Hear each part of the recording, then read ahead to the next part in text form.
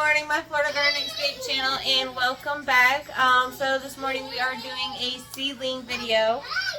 So I do want to go ahead and let y'all know I do have a 2-year-old here with me, so you will hear her. We're going to try and get through this. I promise. We're going to get through this with the 2-year-old, okay? We're going to do it.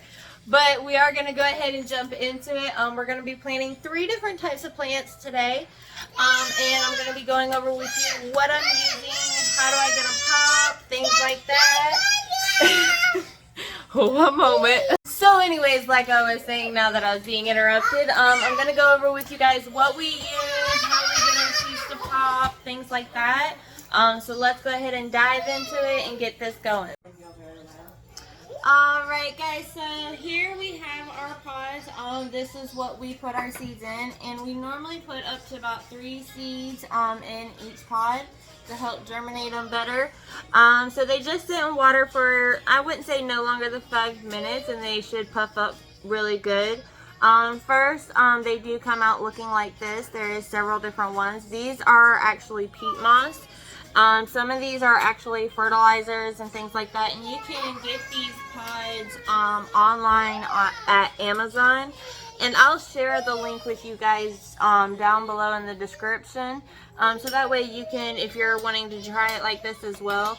Now I know a lot of people use the paper towel methods, putting it in dark, things like that. Those methods never really worked for me. The pods seems to be the only thing I can get to pop, germinate anything off and get anything to grow. So once we get these all popped up, we're now going to go over what I set the pods in. So let's go ahead and take a look at that. So this is one of the trays we'll use. We have another tray that's similar to this. I know it is a little dirty, but it's okay. I'm not concerned with it. This is another kind of tray we have in our grow tent currently with our other seedlings, and we'll go in there in just a minute. We'll always make sure we keep water in this, so that way the pods stay good and wet and damp. So that way the seeds get that water to grow. And we'll place each pod individually. Now as you see here in these pods here, there is a little flap here. As you can see, it's already looks like it's been cut out. You should be able to tear that off. Sometimes they are a little trickery, so you can just pull it off. Sometimes what I also like to do is cut this extra off here, so that way more of the dirt is showing, and it gets more light in there.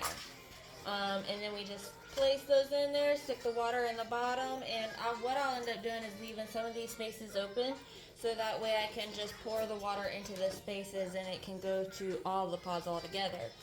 And when I don't have this tray like my other tray I have in there, and like I said, I'll go in there and show you guys in a few. With the pods, I normally just set them, and I'll show you here.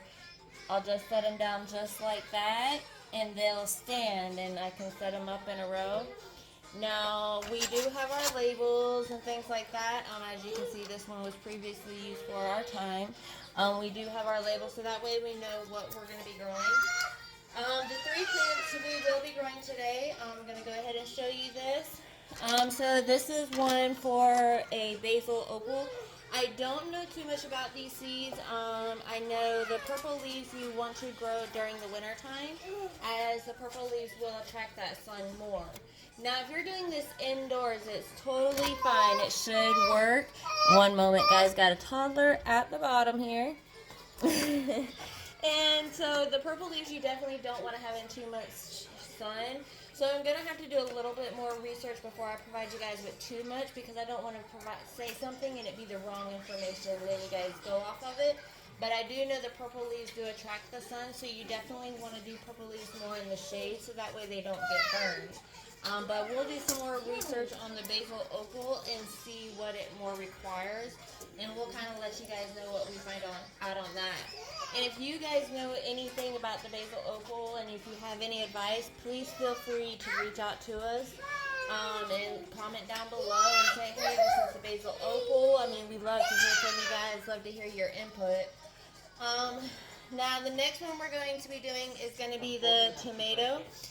This is the Livingston's grape. Here it does say that it does require sun. It is, you want to plant it outdoors after damage of frost. You want to start it indoors 6 to 8 weeks before your last frost date. And I do want to go ahead and say this, no matter the seeds you get, there's different varieties, so you can get different types of tomatoes and different types of plants. Now, I do want to go ahead and say this: there is different kinds of brands of seeds, and there are some good company seeds, and there are some bad. Depending on the seeds and depending on how well they're germinated in that, we kind of see how good these are. Now, with this type of Livingston seeds, I haven't had too many issues out of them. They do germinate pretty well. So we'll go ahead and get some of these planted, and then also we are going to be planting some of the tomato beefsteaks. This seed company, their seeds do germinate pretty well. We got these in our local hardware stores and our fertilizer stores and things like that, in our nurseries. So that's where we got our seeds. A lot of the seeds that we do have, like our marigold seeds, we did harvest some of those and keep. So some of our marigold seeds that you'll probably see us plant in the future will be seeds that we've harvested. And we'll have videos on things like that, but let's go ahead and get this started, and I'm going to go through with you guys, show you how deep we put the hole and how many seeds and things like that. So let's go ahead and get started. Okay, so we got our seeds in our bowl, and this is one of my kids' bowls, matter of fact. And the reason why I use these bowls is because they're really bright colored. And it really pops out where the seeds are in the bowl, especially when the seeds can be very tiny. So I do have here a unsharpened pencil. I'm going to use this pencil and just use the, so we're going to use the pencil end, and we're just going to push it down there. And that'll make us a good little hole. Now, with that hole already made, we're going to set this off here. And now we're going to grab at least 3 to 4 seeds. You always want to use 3 to 4 seeds, so that way you can get more and better of a germination. Now, once these pop out, we will separate them, so that way they're not so clumped up together. And as you can see, I got some nails here, so it's a little easier for me to get a hold of them. Now, as you see here, we have the seeds, so I'm going to go ahead and put these in here. And boop, right on in there. I thought for a second I dropped one, but I could have been mistaken. Alright, now we got the seeds in there, as you can see. So we're just going to slightly cover them up. And then we'll place them in the hole. Now we're going to go ahead and get a label.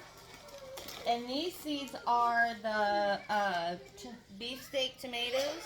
So we're going to get our marker. Now, I always use a permanent marker. They do seem to work better on these labels. So we're going to put tomato,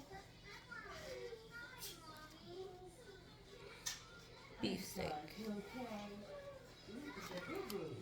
Alright, and we're just going to place that in there like this. I don't want to put it too close to those seeds. And we'll place it in there like that. And it's good to go.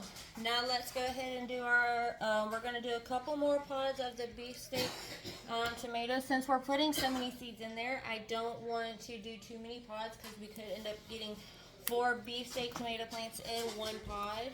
So we don't want to do too many pods. So now let's go ahead and do the others.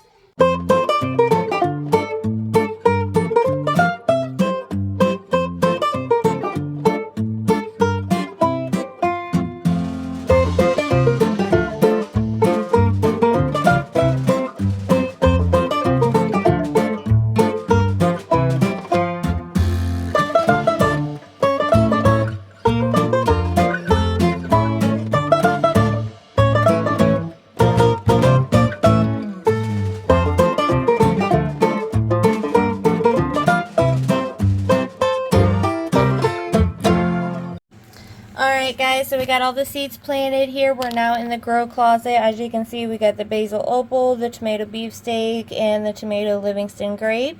Those are all there. And as you can see here, we got the basil large Italian leaf, another pepper, the red mercury, a green pepper, California Wonder, a French dwarf mixed color marigold, sunflower, the basil thigh, and the mint. Those we already have going. We're gonna go ahead and get these put in here, and then by the end of the week, guys, we should see some kind of an update. And you'll see a seedling update video come out as well within the week, letting you guys know exactly how everything is going and how well the seeds are doing. So guys, don't forget to like, comment down below, let us know your thoughts.